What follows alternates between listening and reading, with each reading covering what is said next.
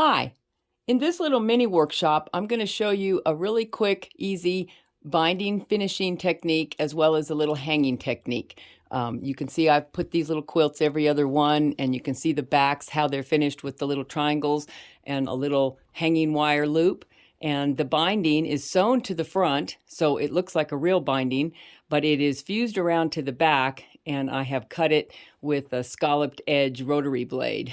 And this saves a lot of time if you're doing really small quilts, especially for donations, or if you're doing prints. These are prints of my National Park quilt series that are about 12 by 18, and I have them printed, then I quilt them, and then I can sell them as a quilted print, just like most other artists in other media sell prints on paper of their work.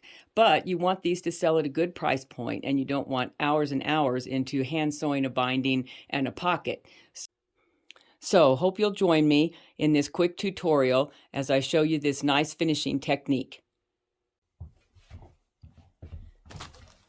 In this step, I'm going to show you how to make a little hanging device that's all sewed in to your edge of your quilt, so no hand sewing.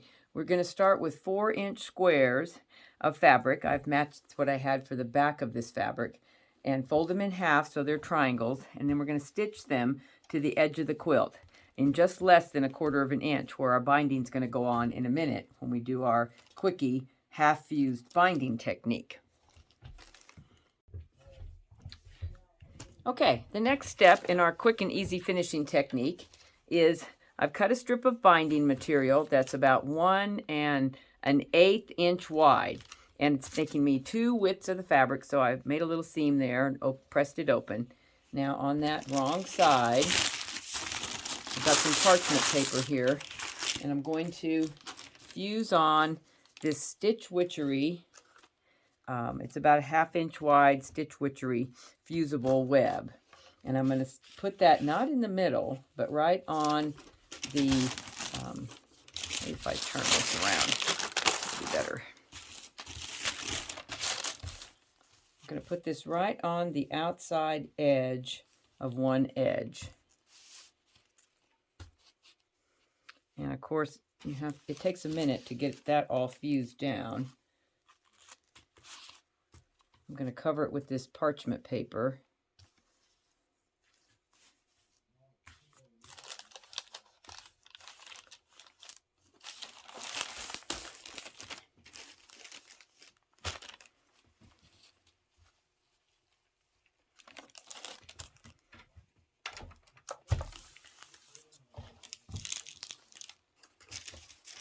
Remember, when you do fusible, you have to let it cool completely before you try to remove the parchment paper. So this will take a minute or so.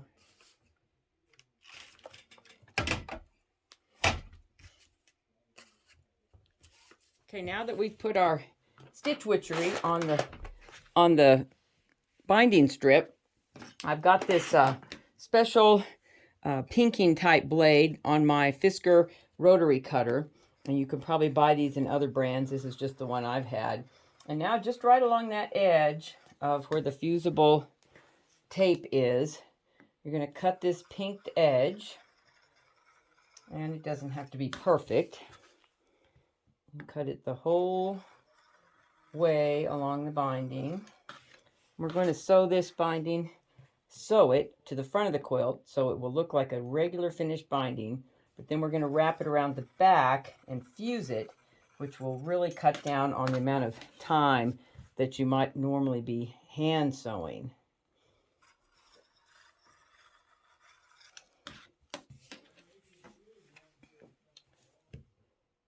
This is a brand new one, so it's nice and sharp, which is great. Cuts really well.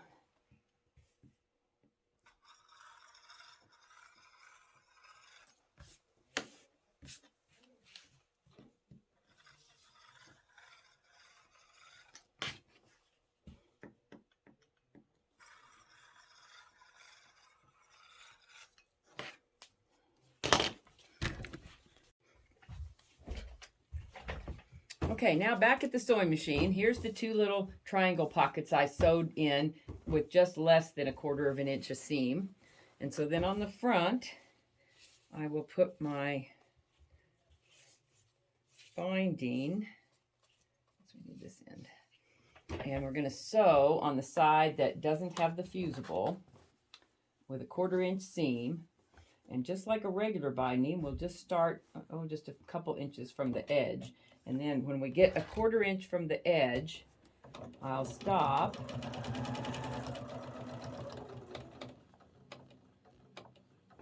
Needle down and sew it off at 90 degrees.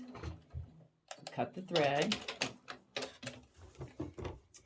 All right, then bring the binding straight up and then straight down. Make a little crease there. We'll have a pretty nice little mitered corner on the front. And we'll start at a 1/4 inch again.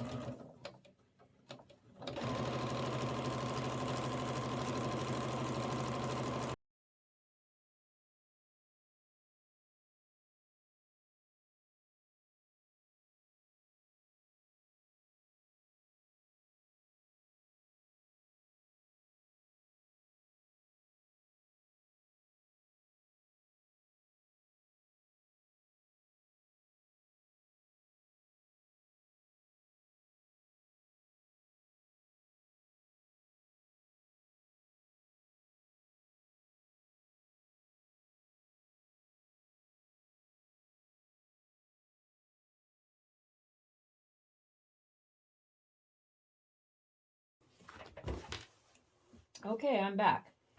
Change the bobbin.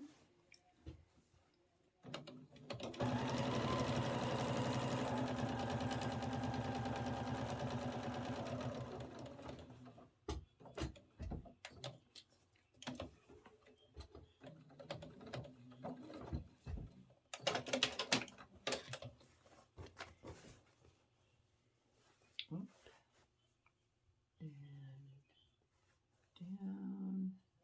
And just pinch that to make sure it's perfect 45 degree on the inside flap.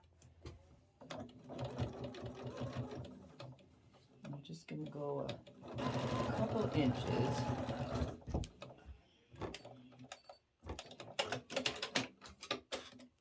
All right. Now, let's see if we can fold that back and overlap this by about a 1/4 inch.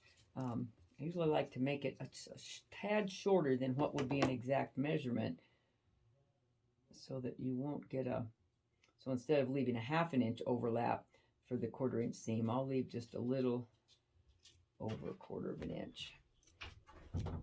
There's some stretching that happens. Okay, and so this side too, I'm gonna overlap them. You can see the one on the bottom, and instead of going a 1/2 inch overlap, I'm gonna go just under a 1/4 inch, just under. So when I put them together and do the 1/4 inch seam, it's a little tight, and then it will stretch out to be flat. If there's too much give there, then you can get a wrinkle because fabric is stretchy. So I cut it so that the amount of overlap is just under the 1/4 inch. Sew it together. And then stretch it out. Finger press the edge. And then we'll pick up where we left off. Right there. It's much easier to stretch out this amount of ease than it is to deal with it being a little too big and having to ease in the excess. You'll get a little wrinkle. Okay.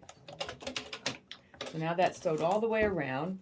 Now we're going to turn it around to the back and fuse it. And we'll get a nice, when you turn around the corner, you see that you will get a nice little mitered corner on the front that looks just like a regular binding.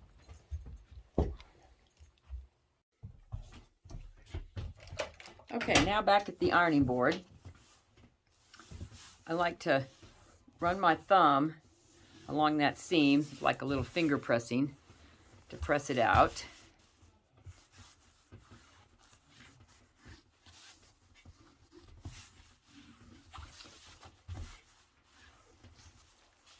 Now we're going to turn it around to the back over those corners. Some kind of thread there. Alrighty. And now the first edge, I'm just going to pull it around to the back. You can see that nice little scalloped edge that makes it look like a little bit of a finish rather than just flat. Now the only place that you won't have any fusing is right here where this one comes down to that one. So you could put a dab of glue under there if you wanted, or you could give it a quick stitch with a needle and thread. Totally up to you.